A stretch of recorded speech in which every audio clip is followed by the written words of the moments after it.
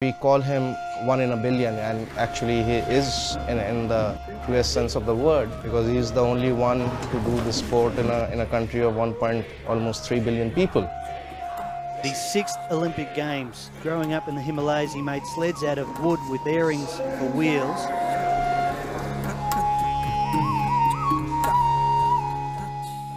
I was 14 when I first was introduced to Luge. It was really a series of coincidences that came about. The school sent me for my first ever Luge camp. And then they brought out a sled, and that was the first time I got to try a sled.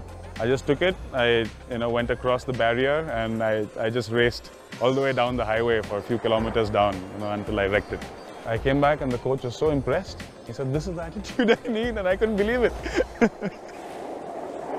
I started getting more and more motivated, and my coach told me that the Olympic Games are in 6 months, and if you do this 5 times, you can actually go to the Olympics. And I said, let's do it.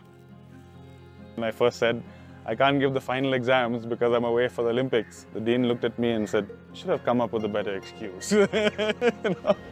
We never had an Indian Winter Olympian before, so I can imagine how it would be hard to believe in the beginning. Somebody would give me a helmet, somebody gave me shoes, somebody gave me a suit. I had to borrow a sled, and everything just started coming together. 16-year-old opening ceremony, first time. That was a very overwhelming experience for me, to enter that stadium and feel the gaze of the world on you. That's the first time I felt that, okay, I'm not doing this for myself. I have a responsibility here. This is a real mental game. We're used to training at these tracks in the middle of nowhere. It's 10 degrees out, blowing snow. It's just you and the sled and the track, and you have to love it. My first games was in '98, and I still haven't received a single rupee from the Sports Federation.